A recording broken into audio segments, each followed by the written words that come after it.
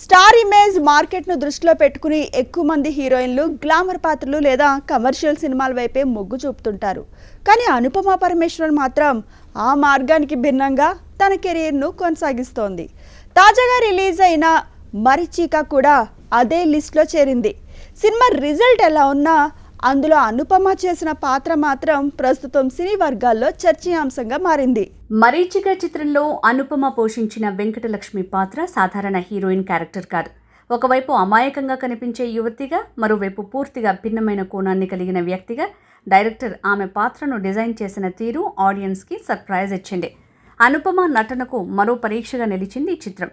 మంచి నటనను తెరపై సమర్థవంతంగా ప్రదర్శించడంలో ఆమె బాగా సక్సెస్ అయిందనే అభిప్రాయం ప్రేక్షకుల నుంచి వ్యక్తమవుతోంది. అనుపమ సెలెక్ట్ చేసుకుంటున్న ప్రాజెక్టులను పరిశీలిస్తే ఆమె స్పష్టంగా ఒక పర్ఫార్మర్గా గుర్తింపు తెచ్చుకోవాలనే ప్రయత్నం చేస్తున్నట్టు కనిపిస్తోంది. కార్తికేయ 2, కిష్కింధపురి సక్సెస్ల తర్వాత కూడా పూర్తిగా కమర్షియల్ ఫార్ములాకు పరిమితం కాకుండా పరదా, బైసన్, లాక్డౌన్, ఇప్పుడు మరీచిక లాంటి విభిన్న కథల వైపు అడుగులు వేస్తోంది. ముఖ్యంగా హీరోయిన్ చుట్టూనే కథ తిరుగుతూ యాక్టింగ్కు ప్రధాన ప్రాధాన్యం ఉండే పాత్రని ఎంచుకోవటం ఆమె కెరీర్లో కొత్త అధ్యాయంగా భావించవచ్చు.